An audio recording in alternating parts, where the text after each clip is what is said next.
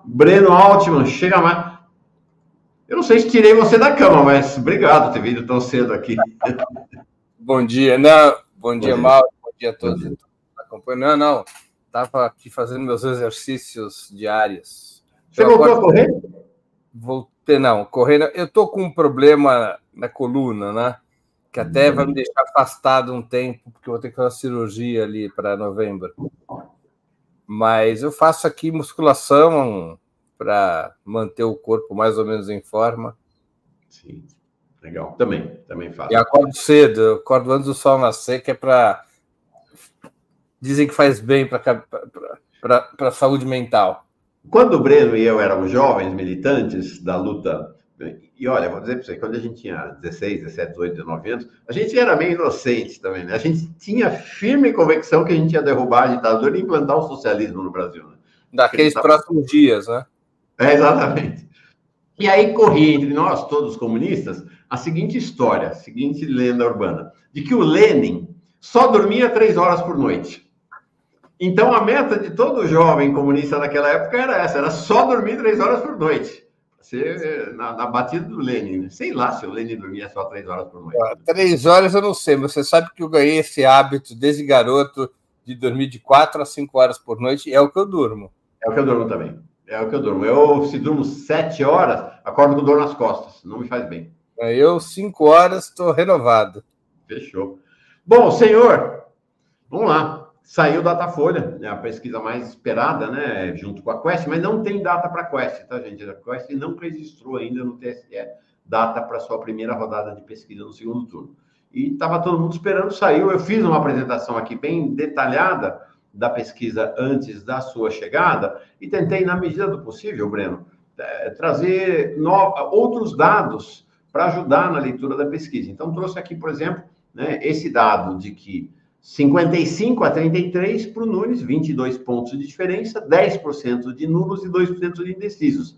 E qual era a projeção que o Datafolha fazia para o segundo turno? Na última pesquisa, dia 5, antes da eleição. Nunes 52, Boulos 37, brancos exatamente 10 e indecisos 1. Ou seja, Nunes, em relação àquela projeção, ganhou 3 e o Boulos perdeu 4, de 37 para 33. Fiz outra comparação aqui, que é somar os votos da direita no primeiro turno, dá 59.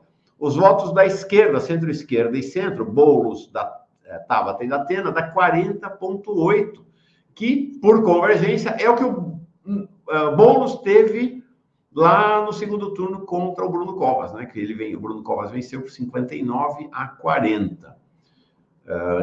Então, são alguns inputs que eu trouxe para a gente se animar aqui e colocar a conversa. Tem outros, se você quiser, você vai pedindo, eu vou botando aqui na tela. Qual a sua avaliação dessa primeira rodada? Olha, primeiro, nós temos que sempre levar em conta que a primeira pesquisa de segundo turno, ela tem, historicamente, um pequeno vício. Qual é o pequeno vício? Aquele eleitor mais despolitizado, ele vê quem ganhou o primeiro turno e ele tende a dizer, bom, já que ele ganhou o primeiro turno, eu voto nele no segundo. Né? Então, você tem um input favorável a quem fica em primeiro lugar. Depois tem uma certa acomodação. Normalmente, a curva das pesquisas funciona assim. Não é sempre, mas esse input do vencedor, ele tem reflexo sobre aquele eleitor que não votou em nenhum dos candidatos que foi para o segundo turno, o candidato dele não foi para o segundo turno, e ele diz, então eu vou votar em quem ficou em primeiro lugar. Ele quer ser sócio da vitória. Esse é sócio da vitória. Depois começa a campanha de segundo turno, e esse eleitor, que é um eleitor instável, ele se reacomoda em função da campanha. Né? Então, vamos dizer, esse salto para diante do Nunes pode estar sendo beneficiado também por essa tendência das pesquisas imediatamente posteriores ao primeiro turno. Agora, nós não podemos fugir da realidade. A base potencial de votos da direita, conforme você acabou de demonstrar, é maior que da esquerda. Tá? Embora você tenha uma instabilidade de parte dos eleitores do Pablo Marçal, a julgar por outros medidores que não a pesquisa, como é, por exemplo, o controle das redes sociais. No controle das redes sociais, pode-se encontrar um bocado de eleitores do Marçal que estão com dificuldades de apoiar o Nunes. Sim. Né? Então, esse é o público, esse é o grupo de eleitores que o Boulos tem que trazer para o lado dele, que é o que ele está tentando fazer. Ontem mesmo, na entrevista que ele deu à CBN, que era para ter sido um debate, Nunes não foi. Acabou sendo debate, né? O Nunes não foi, mas mandou seus representantes. O pessoal foi no pescoço dele, né? O jornalista. Isso. Né? Mas ele saiu bem e ele buscou ali passar algum tipo de sinal para os eleitores do Pablo Marçal. Ele encaixou uma proposta do Pablo Marçal sobre as escolas olímpicas, quer dizer, que não é outra coisa que não os céus já propostos e executados pela Marta com algum tipo de melhoria. Enfim, ele busca passar sinais para o eleitorado do Pablo Marçal, porque é disso que o Boulos depende para ter chance. Ele precisa deslocar um pedaço do eleitorado do Pablo Marçal. Se ele não o fizer, ele não tem estoque de votos para vencer, porque o estoque de votos de esquerda... Opa, o Breno caiu de novo. Ontem já tinha acontecido isso, né, gente? E eu tenho visto o Breno em outras participações também com essa queda. Deixa eu ver aqui. Peraí, eu estava abrindo o WhatsApp, o YouTube para ver. Vamos ver. O Breno já volta, já. Mas essa questão das redes é interessante. Segura aí que o Edgar vai trazer um estudo sobre redes, já no segundo turno, Boulos versus Nunes. E traz notícias interessantes em linha com o que o Breno está dizendo. Né? De que nas redes dá para notar uma dificuldade do eleitorado marçalista em migrar para o Nunes, apesar da pesquisa não estar mostrando isso, né? A pesquisa mostrou uma migração, 85%, 84% do eleitorado do Marçal migrando para Nunes, que não é ilógico, é um eleitorado de direita. Pronto, voltou. Então, madureza esses dias, eu estou fazendo aqui uma gambiarra, porque por algum motivo, de novo, problemas no StreamYard, né? Sem problema. Não, e aí você falando, então, o que resta ao Boulos é ir pescar no eleitorado do Marçal. Ele precisa disso para poder ter chances eleitorais. Isso é bastante evidente nos números que fornecem tanto Datafolha quanto as pesquisas anteriores, que foram da Fundação da Escola de Sociologia e Política e também do Paraná Pesquisas. Do Paraná Pesquisa, né? Ambas pesquisas anteriores à Datafolha já apontavam claramente nessa direção, né? Agora, vamos analisar outros aspectos da pesquisa Datafolha. O número de votos... Tem dois elementos que eu acho que vale a pena fazer uma consideração. O número de votos nulos e brancos, ele é relativamente pequeno.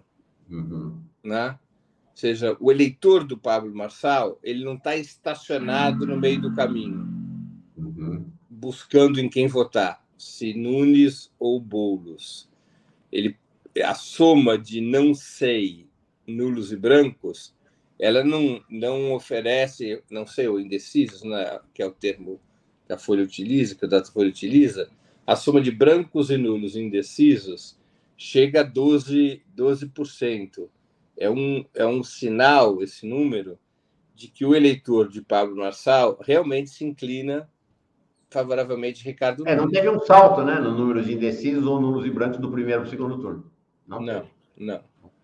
Então, esse é um fator preocupante que deve ser levado em conta. Agora, nós tivemos um fenômeno no primeiro turno que pode ajudar o Boulos nessa luta heróica para vencer o Ricardo Nunes.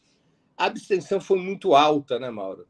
Uhum. Nós tivemos uma abstenção recorde em São Paulo.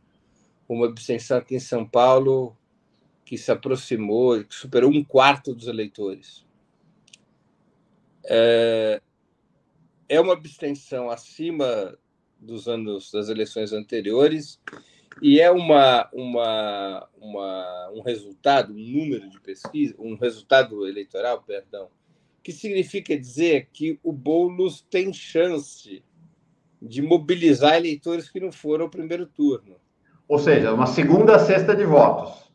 A cesta do Marçal e a cesta de quem não votou. Isso, que ele pode, com a qual ele eventualmente poderia contar, né? Porque ele precisa disso, ele precisa não só unificar os votos de esquerda, mas ele precisa ir atrás dos votos do Pablo Marçal e ele precisa atrair eleitores que não foram às urnas no primeiro turno. Né? É uma soma do que for possível, né? Para tentar alcançar e superar o Ricardo Nunes. Agora, é um cenário bem difícil, isso aqui não dá para esconder, não é? Não é um cenário impossível, é um cenário... nós já assistimos ao longo da história reviravoltas. Eu vou tentar voltar aqui agora. Pronto. Boa, Voltou pelo computador, vamos ver se sustenta. Não é um cenário impossível, mas é um cenário difícil, né? Nós já vimos reviravoltas desse tipo em outras eleições, é fato. Nós já vimos fenômenos eleitorais imprevistos, por exemplo, o Celso Russomano, ele foi o terceiro colocado nas eleições de 2012, quando o Fernando Haddad foi prefeito. O Fernando Haddad terminou o primeiro turno rigorosamente com o mesmo número de votos do Boulos, né? Mesmo percentual de votos que o Boulos, 29%. E ganha do Serra, porque os eleitores do Russomano votaram no Fernando Haddad, embora o mais... eu mostrei aqui, ele foi a 55, foi uma eleição... Uma eleição com folga. Larga margem do Haddad. Exatamente porque os eleitores de Celso Russomano apoiaram o Fernando Haddad e não o José Serra, quando, tendencialmente, o mais provável seria o oposto, seria Russomano apoiando o candidato do PSDB.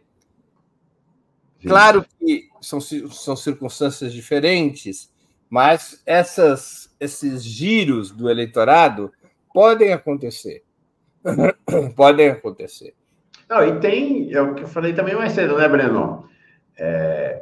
Há sempre o inesperado, né?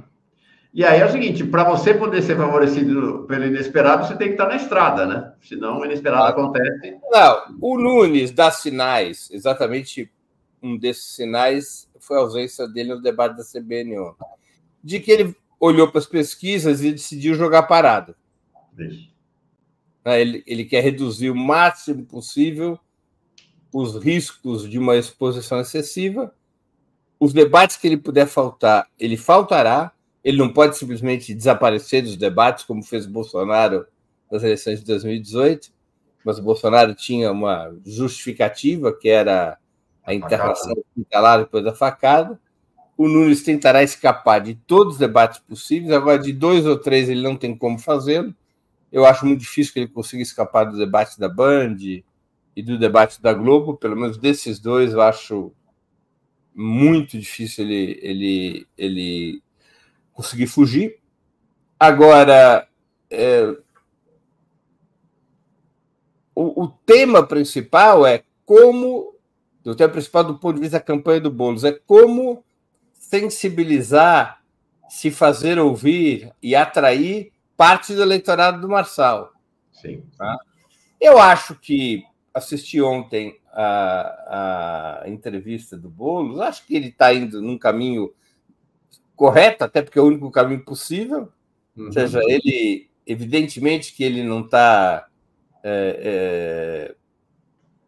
desconsiderando quem é Pablo Marçal, mas ele dialoga direto com os eleitores. Claro. Então, ele faz sinais, assumindo determinadas propostas, e ele continua na onda, no comprimento de onda, de uma polarização duríssima contra o Ricardo Nunes, que foi um pouco, ou seja, em certa medida, foi o que o Pablo Marçal fez para tentar se alavancar no primeiro turno, bater prioritariamente no Ricardo Nunes.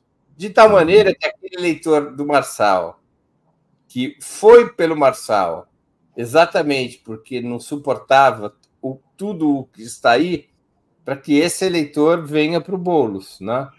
Interessante essa sua observação, porque ela tem a ver com o que nós comentamos aqui no primeiro turno, né? Que essa é uma eleição marcadamente de uma base grande do eleitorado disruptiva, que está contra tudo que está aí. Aí, olha que curioso, olha que coisa paradoxal. Chega no segundo turno, Boulos adota a estratégia e a retórica do Marçal no primeiro turno. Ou seja, investir contra o Nunes e fazer propostas que apontem nesse sentido da disruptividade, né? Curioso, né? De certa maneira, o Boulos empregou no primeiro turno uma tática de segundo turno e no segundo turno uma tática de primeiro turno. Assim, em termos padrão, né? Em termos padrão. Sim. O Arthur Rezende da Silva diz: Mauro, o governo Lula, o presidente Lula, sancionou ontem o programa Acredita, que é crédito mais barato para as MEIs. Precisamos trazer os empreendedores para o nosso lado. Abraços. E aqui um outro superchat do Gilberto Cruvinel. Nenhum jornalista irá entrevistar o Marcola do PCC e extrair dele qual a relação com o Nunes. Acho que vai ser difícil.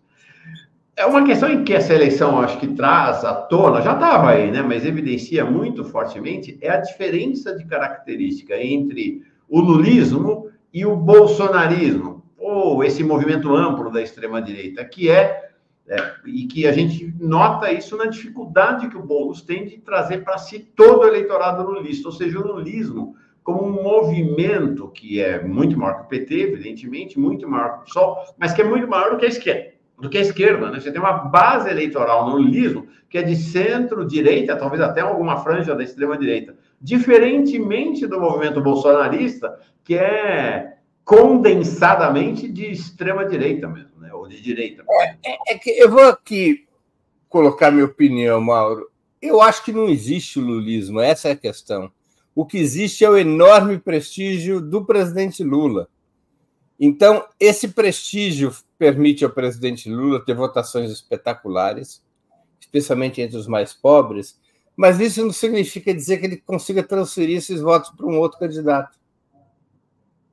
Ou seja, há um carinho, uma admiração, uma apologia de parte do eleitorado pelo presidente Lula, que é o maior líder popular da história do país, mas isso não constrói um mecanismo de fidelidade em relação às orientações do presidente Lula.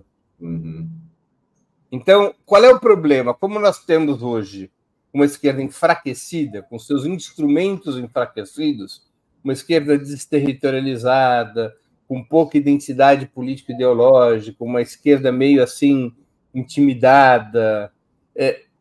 Você tem o presidente Lula muito forte, mas essa esquerda não tem na caixa de ferramentas hoje instrumentos para fazer com que esta popularidade do presidente Lula, que abre espaço nas mais distintas camadas sociais, nas mais distintas faixas etárias, nas mais distintas inclinações ideológicas até, você não tem ferramentas para que esta popularidade seja transformada, digamos, em fidelidade ideológica.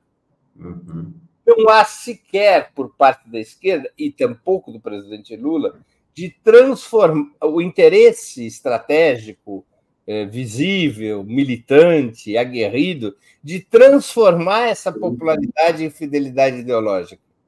É diferente do que faz o bolsonarismo. O Bolsonaro é uma figura passageira na extrema-direita.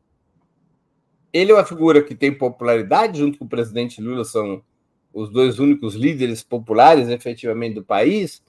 Agora, o esforço da extrema-direita é a ideologização da sua base social através de uma disputa político-ideológica permanente. Então, você tem hoje um quadro curioso, porque é o oposto do que costumava ser no passado. O oposto. A direita opera como a esquerda costumava operar, buscando ideologizar a sua base socioeleitoral.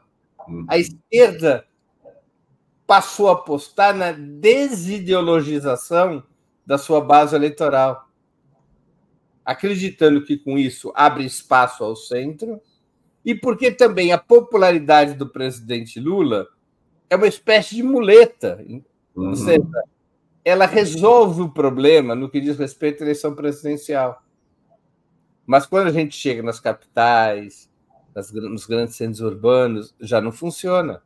Sim.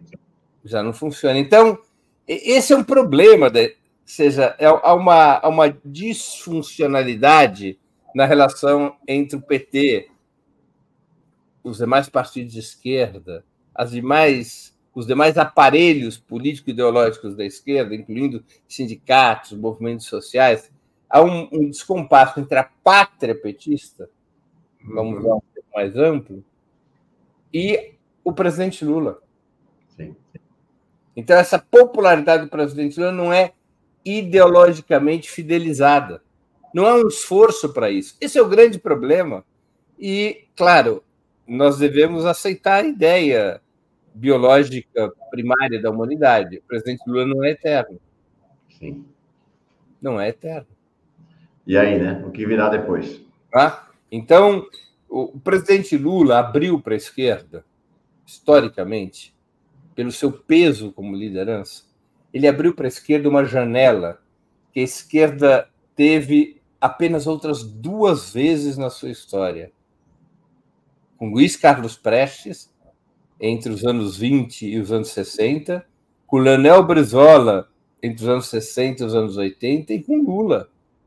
3 vezes só se abriu essa janela, porque somente em 3 vezes a esquerda conseguiu ter lideranças de grande repercussão popular. Sim. Lideranças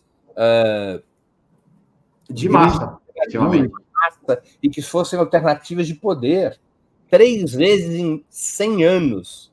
Aliás, completa-se agora, dia 28 de outubro, 100 anos a coluna Prestes. Então, em 100 anos, a esquerda teve 3 lideranças. Cada uma delas emergiu para o país não por conta de disputa eleitoral, mas porque comandou, cada uma dessas lideranças, comandou momentos épicos da nossa história.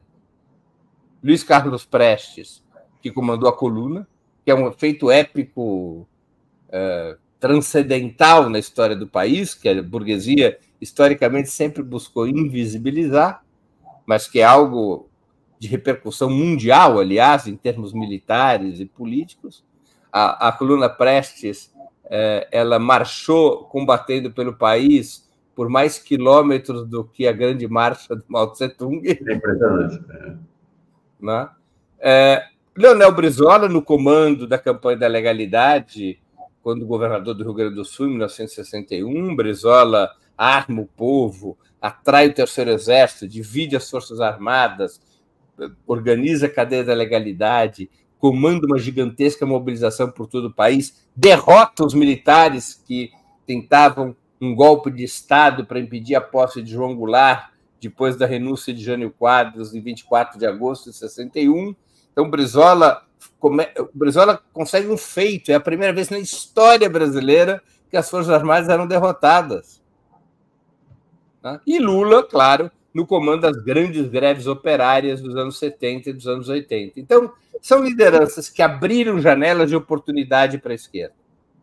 Para que Agora, curioso, né? Eles construíram, ao contrário do que a esquerda faz hoje, eles construíram-se com ações radicais de questionamento ao sistema e, através dessas ações radicais, eles foram capazes de construir corrente de opinião no país. Né? Claro. Não, e abriu uma janela, porque nenhuma dessas lideranças era propriamente, no momento em que comandam essas façanhas épicas, nenhuma dessas lideranças era dirigente de esquerda.